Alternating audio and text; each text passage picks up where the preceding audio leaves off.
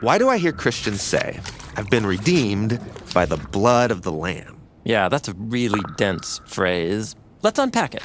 First, let's talk about what it means to redeem something. So, if you own something, it belongs to you.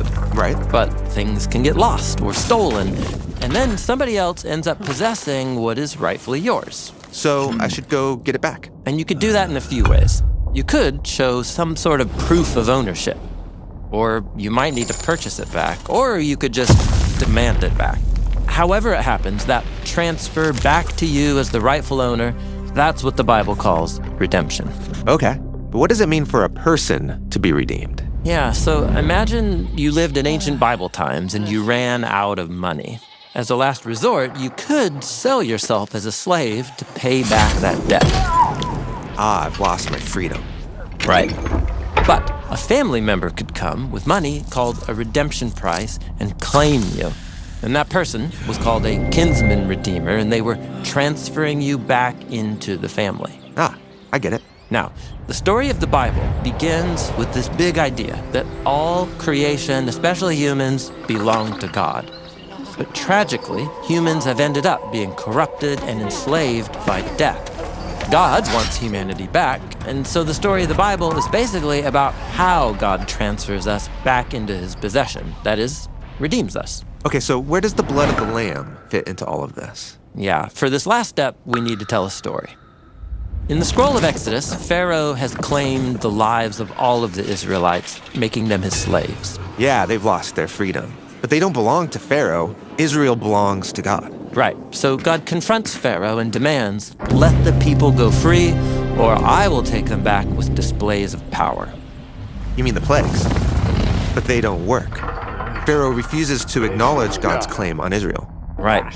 So in one final act of power, God makes it clear to Pharaoh that not just Israel, but all life belongs to him.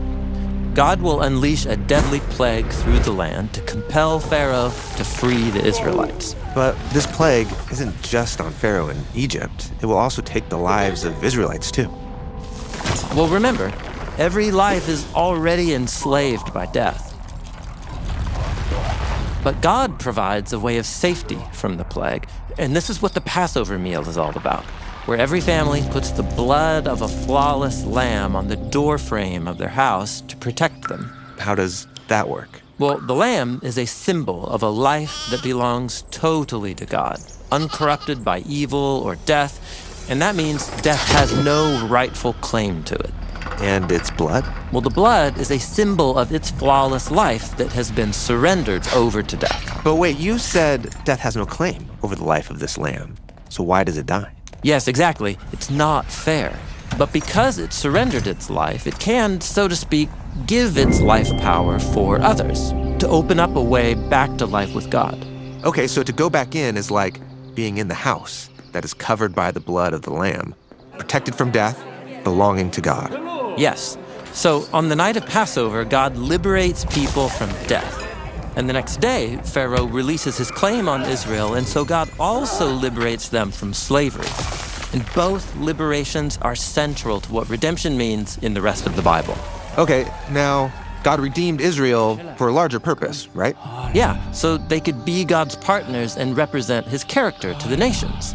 But Israel's story turns tragic as they become enslaved, along with all the rest of humanity, to their corrupt desires and the deadly violence that results. And so instead of living in freedom, Israel remains claimed by death. And so how can Israel, or anyone, be truly redeemed from death? Yeah, that is the question that brings us to the story of Jesus. So Jesus went around announcing the arrival of God's redemption. He led a life fully dedicated to loving God and loving others, freeing them from sickness and from death. Then Jesus went to Jerusalem on Passover weekend to confront the power of death itself, and the city leaders decide to kill him. But he was blameless. Those leaders have no right to claim his life. Right, it wasn't fair. But in an act of generous love, he surrendered his life for others. And when Jesus was raised from the dead, it all became clear. Jesus is God's ultimate counterclaim against death. And the life of Jesus, represented by his blood, is a covering for anyone who takes refuge in him. Death could not claim him, and ultimately, it cannot claim you either. So when Christians say, "I've been redeemed by the blood of the Lamb," What they mean is that because of Jesus' life, they have been reclaimed by God into freedom and into a kind of life that's beyond the power of death. We belong to God, and nothing can change that. This is what it means to be redeemed by the blood of the Lamb.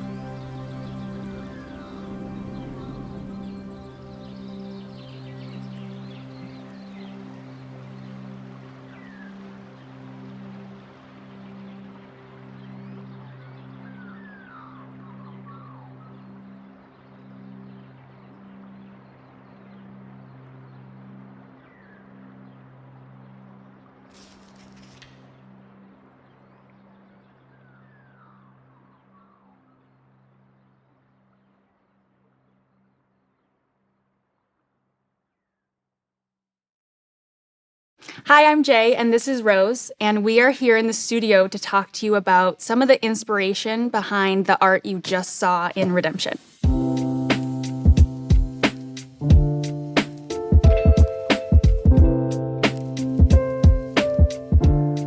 Can we talk about the shadow world and start with that? Yeah, let's talk about this one.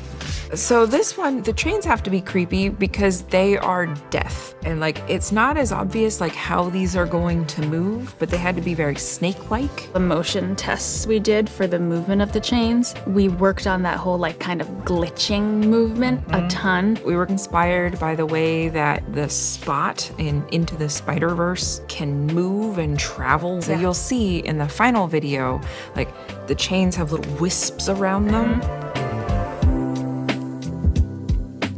Let's talk about this one. So how did we get from here to where we ended up? So this pharaoh is super creepy and Brayden killed it. Brayden, do you have a sec? Do you want to be in the video now?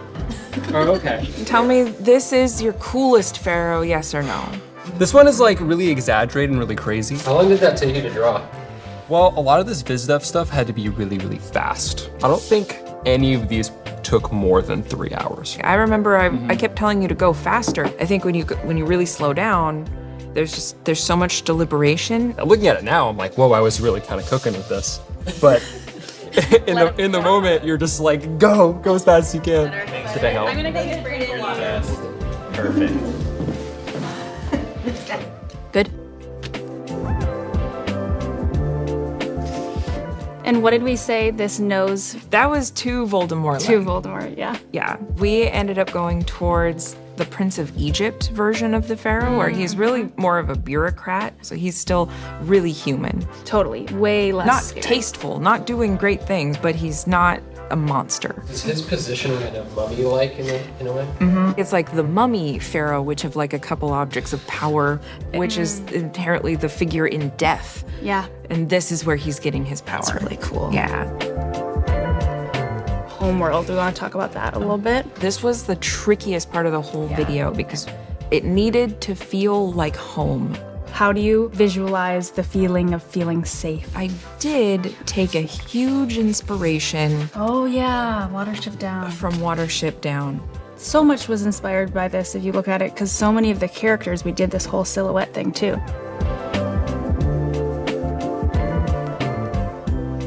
You can see some of that, the woodcut stuff here. That was a really early Jesus. We didn't know what Jesus looked like for so long. We had a version of Jesus with super broad shoulders. He was like embodying the safety of the homeworld. It took forever until we realized that Jesus needed to look like our lamb.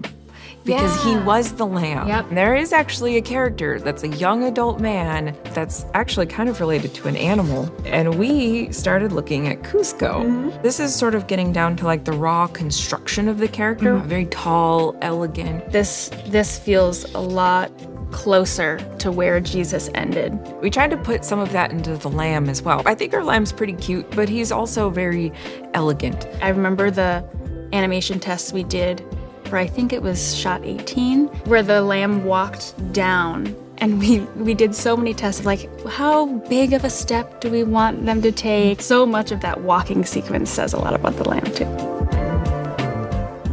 Thanks for being one of the first to watch Redemption. We hope you enjoyed this look behind the scenes. See you next time.